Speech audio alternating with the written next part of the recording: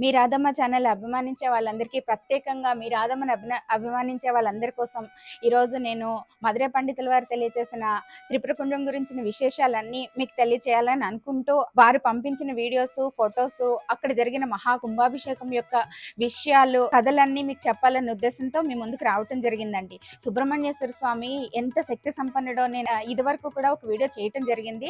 ఆయన సర్పరూపంలో ఎందుకని ఉంటారు అన్న విషయం గురించి నేను మీతో షేర్ చేసుకోవడం జరిగింది. ఏమైనప్పటికీ నాకు ఆ పరమేశ్వరుడు అనుగ్రహించిన ఈ అదృష్టాన్ని మీతో పంచుకోవటం, మనం ఎప్పుడైనా సరే అమ్మవారి గురించిన కానీ భగవంతుడి గురించిన కథలు వినటం శ్రవణం వల్ల ఎంత పుణ్యఫలమో తెలియచేయటం, అంటే చెప్పటం వల్ల కూడా అంతకు 10 రెట్లు ఫలితం ఉంటుంది అని చెప్పేసి. కానీ ఇది కొంత బాధ్యతతో కూడుకున్నది అయినప్పటికీ పరమేశ్వరుల అనుగ్రహంతో నాకు తెలిసిన విషయాలన్నీ మీతో పంచుకోవాలన్న ఉద్దేశంతో ఈ వీడియో ద్వారా మీ ముందుకు రావటం జరిగిందండి. నిజానికి సుబ్రహ్మణ్యేశ్వర స్వామి తత్వం గాని అమ్మ అనుగ్రహం కావాలి అని అనుకునే వాళ్ళు తొందరగా మనం అమ్మ దగ్గరికి చేరాలి అంటే గణపతి ఎంత అవసరమో పార్వతీ పరమేశ్వరుల అనుగ్రహానికి కుమారస్వామి కూడా అంతకు రెట్టింపు అవసరం అని చెప్పేసి ఒక చిన్న మాటలో తెలియజేస్తున్నాను. ఇక్కడ వీరెక్కువ వారు తక్కువ అన్నదాంతో సంబంధం లేదండి. మనకి ఆ కుమారస్వామి పాదాల దగ్గరికి చేరినట్లయితే పార్వతీ పరమేశ్వరులు ఇంకా మన గురించి మన కష్టాలను తొలగించడానికి కొంచెం ఆలోచిస్తారేమో.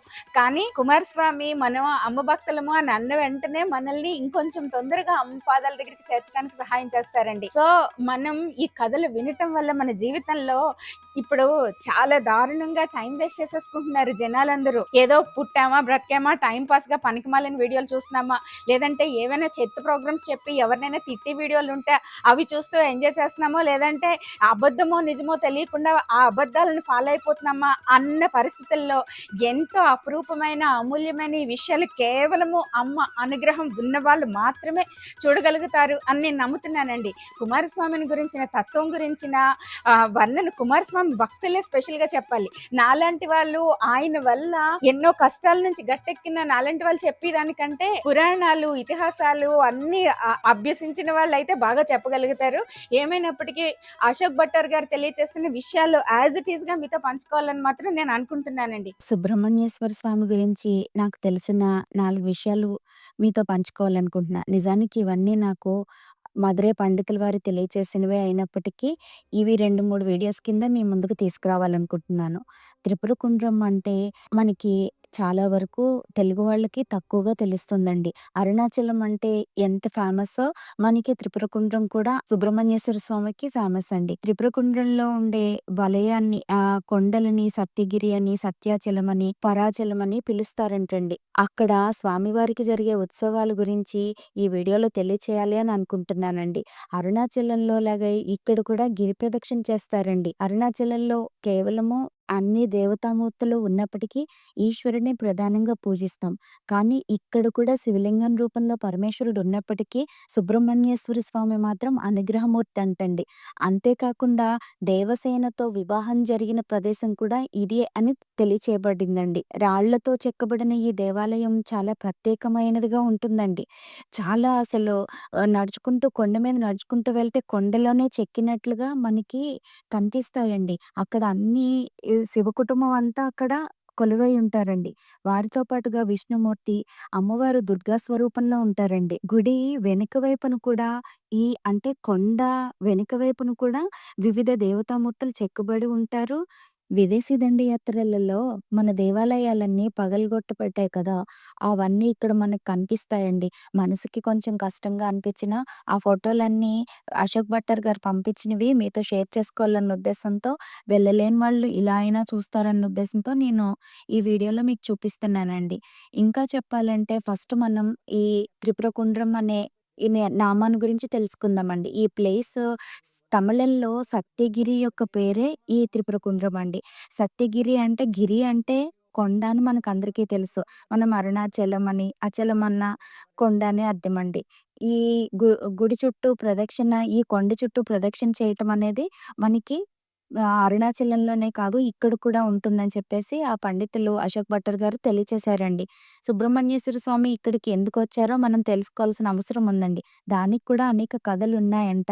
కానీ వారు మనకి తెలియచేసిందేంటంటే శివుడు అమ్మవారి కంటండి పంచాక్షరాలు, పురాణాలు అన్నీ ఉపదేశం చేశారంటండి. ఆ సమయంలో అమ్మవారి ఒడిలో సుబ్రహ్మణ్యేశ్వర స్వామి కూర్చొని అమ్మకి చెప్పేవన్నీ విన్నారంటండి. అవి గురుమూలం లేకుండా తను విన్నవన్నీ జపంగా, తపస్సు చేసినట్టు చేసేసారంటండి సుబ్రహ్మణ్యేశ్వర స్వామి. ఎప్పుడైనా సరే గురువు తప్పనిసరి. గురువు లేకుండా బీజాక్షరాలు కానీ, మూలమంత్రాలు కానీ ఏవి వల్లెవేయకూడదంటారు కదా! అందుకని ఇక్కడ మనకి ఈశ్వరుడు పుత్రుడైనా సరే, తప్పు దోషం జరిగినప్పుడు పనిష్మెంట్ తప్పనిసరి అని మనకు తెలియచేయబడిందండి. ఈశ్వరుడే పరమేశ్వరుడు ఈ సుబ్రహ్మణ్యేశ్వర స్వామికి ఇక్కడ చేసిన దోషానికి తపస్సు చేయమని అక్కడ పంపించారుమాట. సో, అంత పవిత్రమైన ఈ సుబ్రహ్మణ్యేశ్వర స్వామి తపస్సు చేసిన ప్లేస్ ఈ త్రిపురగుండ్రం. అంతేకాకుండా ఇక్కడ ఆ దేవసేనతో వివాహం జరిగిన ప్లేస్ కింద కూడా మనకి తెలియచేశారండి. ఇక్కడ మహాకుంభాభిషేకం కోసం 49 కుండాలతో యాగశాలని ఏర్పాటు చేశారంట. అసలు కుంభాభిషేకంలో ముఖ్య ఘట్టం స్పర్శాహుతి అంటండి. స్వామివారి మూర్తి తత్వాలని 3 రకాలుగా విభజించి చెప్పారండి. ఆత్మతత్వం, విద్యాతత్వం, శివతత్వం కలిపిన మూర్తి కింద వారు వర్ణించారండి. అసలు కుంభాభిషేకం అంటే అదొక పెద్ద పవిత్రమైన పుణ్య కార్యక్రమం అంటండి. మూలమూర్తిని మనం ప్రతిరోజు చేసే అభిషేకాల వల్ల కానీ, చెడు దృష్టిల వల్ల కానీ స్వామివారి శక్తి తగ్గుతూ ఉంటుంది. దానిని ప్రత్యేకమైన యాగాల ద్వారా పెంచుతారు. సంవత్సరానికి ఒకసారి కుంభాభిషేకం ద్వారా అని వారు తెలియచేశారండి. అలా చెయ్యటాన్ని సాన్నిధ్యం అంటారంటండి.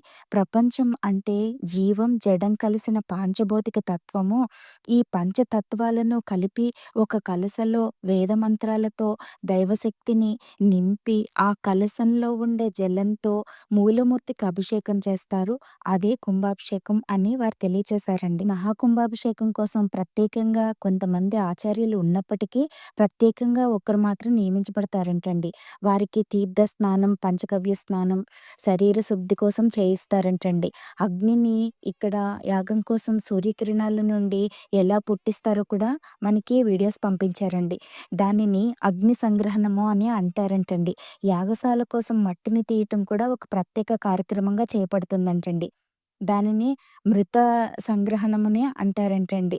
ఇంకా చెప్పాలి అంటే స్వామి దైవీ శక్తిని కలశంలో నింపి, ఆ కలశంలో వేద మంత్రాలతో పంచ భూతాలను అందులో ప్రత్యేకంగా పూజించి చేర్చటం వల్ల ఆ కలశం బరువంటండి స్వామిని ఎప్పుడైతే స్వామి శక్తిని ఆ కలశంలో నింపుతారో అప్పటి వరకు 4, 5 కేజీలు మాత్రమే ఉండే ఆ కలశం యొక్క బరువు స్వామి ఆచార్యులు తల మీద పెట్టుకున్న వారికి తెలుస్తుందంటండి. నా ఇద్దరు మనుషులు మోస్తున్నామేమో అన్నంత బరువు పెరిగిపోతుందంటండి. అదొక అద్భుతమైన నిర్వచనీయమైన అనుభూతి. కేవలం అది ఆచార్యులకు మాత్రమే దొరికే అదృష్టం అని చెప్పేసి మనకి పండితులు వారు తెలియచేశారండి. వారు మదురైలో ప్రతి సంవత్సరం చేస్తారు కదా! అందువల్ల ఈ విషయాలు కొన్ని ఒకేలా జరుగుతాయి కాబట్టి వారు తెలియచేశారు. అంతేకాకుండా కలశాల అలంకారం కూడా చాలా ప్రత్యేకంగా ఉందండి.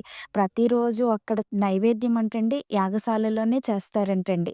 అందులో 3 భాగాల కింద నిర్ణయిస్తారు. ఆ ప్రసాదాన్ని స్థరిభాగం అని అంటారంటండి. ఆ 3 పార్ట్స్ కింద చేసింది ఒకటి నైవేద్యం కోసం, ఇంకొకటి బలి, ఇంకొకటి ఆచార్యుడికి. ఆచార్యుడు అంత నిష్టగా ఉండాల్సొస్తుందంటండి. ఎంతో అపురూపమైన ఈ విషయాలన్నీ వారు మనతో షేర్ చేసుకున్నారండి. ఈసారైతే మన మదురై పండితుల వారికి మ ఈ త్రిపురకుండ్రంలో జరిగే మహాకుంభాభిషేకంలో మండప పూజ, కలశార్చన చేసే అదృష్టం వచ్చిందని చెప్పేసి వారు తెలియచేశారు. వారు ఈ విషయాలన్నీ చెప్తూ మదురైలో అమ్మవారిని తీసుకెళ్ళేటప్పుడు అమ్మవారి శక్తి కలశంలో పెట్టి అమ్మవారి కలశాన్ని తీసుకెళ్ళేటప్పుడు చాలా తేలిగ్గా, కామ్‌గా ఉంటుందంటండి. కానీ స్వామివారి కలశం మాత్రం బరువెక్కిపోయి కదులుతున్నట్టుగా అయిపోతుందంటండి. ఆయన ఎంతో ఆనందంగా ఈ విషయాలన్నీ మనకు తెలియచేశారు. ఈ ఉత్సవాలకు త్రిపురకుండ్రంలో సుబ్రహ్మణ్యేశ్వర స్వామి అంటే అమ్మకి కొడుకు కదా! కొడుకుకి జరిగే ఈ ఉత్సవాల కోసం అమ్మ, అయ్య మధుర మీనాక్షి అమ్మ, స్వామి సుందరేశ్వరరు ఇద్దరూ కలిసి కళ్యాణానికి వెళ్తారంటండి. అక్కడ ఉన్నన్ని రోజులు ఇక్కడ మదురైలో మనకి దర్శనాలు ఉండవనుకుంటానండి. అభిషేకం ఆ కళ్యాణంలో ఆ స్వామివారిని ఆశీర్వదించి మళ్ళీ తిరిగి అమ్మాయ్య వెనక్కి వెళ్ళిపోతారంటండి. కొన్ని ప్రత్యేక మంత్రాలు, ముద్రల ద్వారా స్వామివారిని కలశంలోకి ఆవాహనం చేసినప్పుడు స్వామివారికి కూర్మాసనం, అనంతాసనం, యోగాసనం, పద్మాసనం, విమలాసనం సమర్పిస్తారు. వీటిని మీరు ఈ కొన్ని ముద్రలు ఈ వీడియోలో చూడొచ్చండి. ఈ వీడియో చూసిన వాళ్ళకి ఖచ్చితంగా మనసుకు ఆనందాన్ని ఇవ్వటమే కాకుండా మీ జీవితంలో ఈ ఆత్మ ప్రయాణంలో మీరు వెచ్చించిన ఈ 10 నిమిషాల సమయము ఎక్కడో అక్కడ స్వామి మీకు ఉపయోగపడేలా చేస్తారు అని ఖచ్చితంగా మీ రాధమ్మ మాటిస్తుందండి. భక్తులకి అమ్మ ఇచ్చే అనుగ్రహం ఏంటంటే వారు అనే మాటలు అయి తీరుతాయంటండి. సో మీకు ఖచ్చితంగా ఈ వీడియో వల్ల ఉపయోగపడుతుంది అని భావిస్తూ మీ ముందు నుంచి సెలవు తీసుకుంటున్నానండి.